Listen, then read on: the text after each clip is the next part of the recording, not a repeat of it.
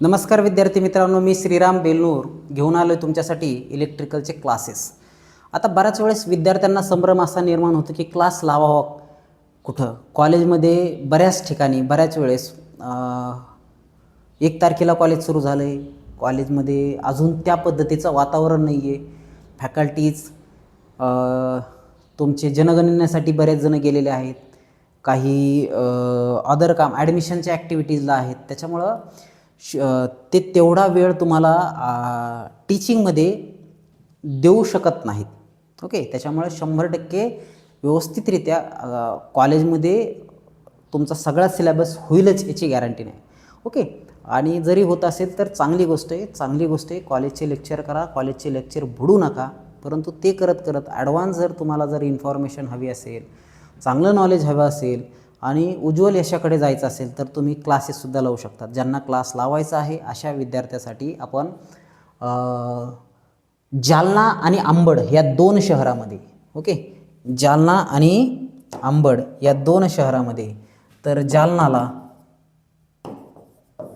जालन्याला नागेवाडी प्रतीक्षा झेरॉक्स सेंटरच्या बॅक साईडला नागेवाडी जालना ग्रोप इन्स्टिट्यूट येथे आपण एक बॅच चालू केलेली आहे. ओके, E3Kची कॉम्बो बॅच आहे. 8 ते 10 सकाळी 8 ते 10चा टायमिंग असेल. कॉम्बो बॅच आहे. लिमिटेड ॲडमिशन, 25च्या वर ॲडमिशन होणार नाहीत. 25 ॲडमिशन आपण पहिले घेणार आहोत. ओके, पहिले आणि तेवढेच 25च ॲडमिशन आपल्याकडे असतील. तर 25 वॅकन्सी आहेत. तुम्ही लवकर जॉईन करा. ऑलरेडी सुरुवात केलेली आहे. हे लाईव्ह प्लस रेकॉर्डेड असेल. ओके, लाईव्ह घेणार आणि तेच रेकॉर्डेडसुद्धा असेल. ओके, त्याच्यानंतर दुसरी ब्रँच आहे अंबड.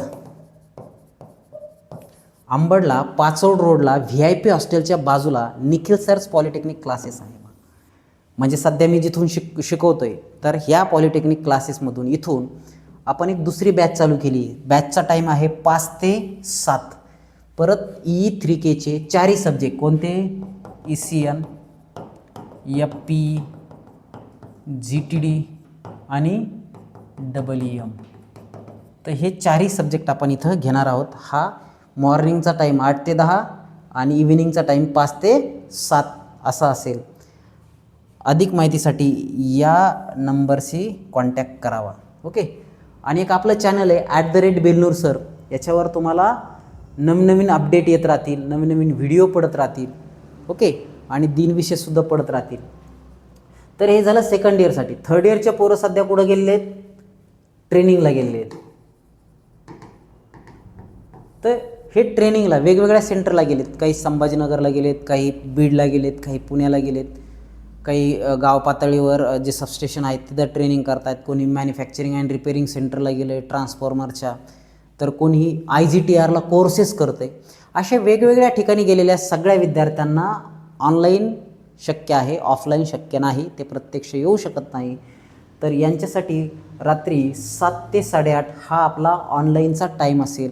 या टायमामध्ये यायचं आहे, विद्यार्थ्यांनी बसायचं आहे आणि गोष्टी शिकून घ्यायच्यात.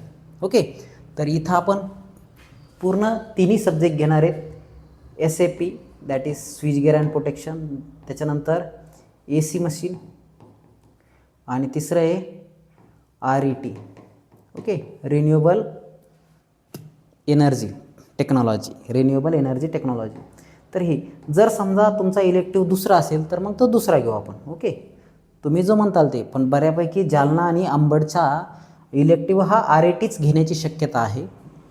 ओके, तर ते फायनल झाल्याच्या नंतर तर हे 3 सब्जेक्ट आपण ऑनलाईन पद्धतीने इथं घेणार आहोत संध्याकाळी 7 ते 8:30ला. तर ह्या बॅचेस आपल्या रेडी आहेत. तर त्यासाठी तुम्ही रेडी व्हायचं आहे, अभ्यास करायचा आहे आणि उत्तुंग यश मिळवायचं आहे. ओके, चला, धन्यवाद.